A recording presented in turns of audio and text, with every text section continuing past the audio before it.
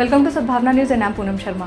Coinciding with the cabinet reshuffle, the Department of Public Enterprises has now been made part of the Finance Ministry in what is seen as a move to speed up the privatization process and exercise greater financial control over state-run enterprises.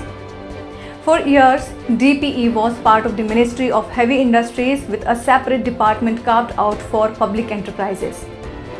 During the Atal Bihari Vajpayee and Narendra Modi regimes, the two departments had a common minister, usually a BJP ally.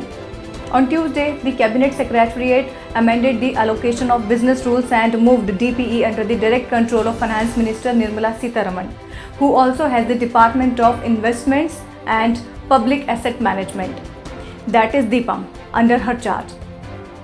In fact, a few years ago, part of the business with DPE was also transferred to DIPAM as the Modi administration sought to use innovation financial instruments to mop up more resources from public sector companies.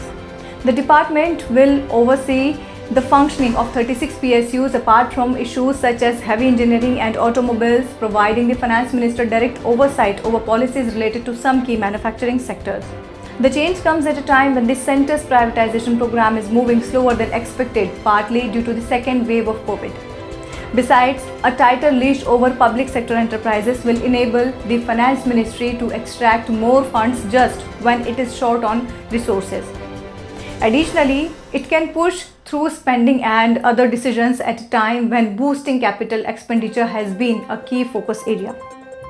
The Finance Ministry has grown into a mega ministry over the last few years with DIPAM, this investment department, in its earlier avatar, while the Department of Financial Services grew from being a division in the ministry to an independent department.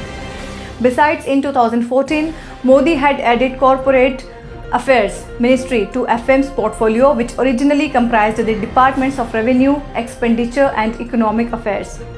Now, the FM will have 6 secretaries reporting to her, apart from the Chief Economic Advisor. On Tuesday, the Cabinet Secretariat had also announced the establishment of the Ministry of Cooperation. Powered by Arthros Clinic, a dedicated center for arthroscopy and sports injuries.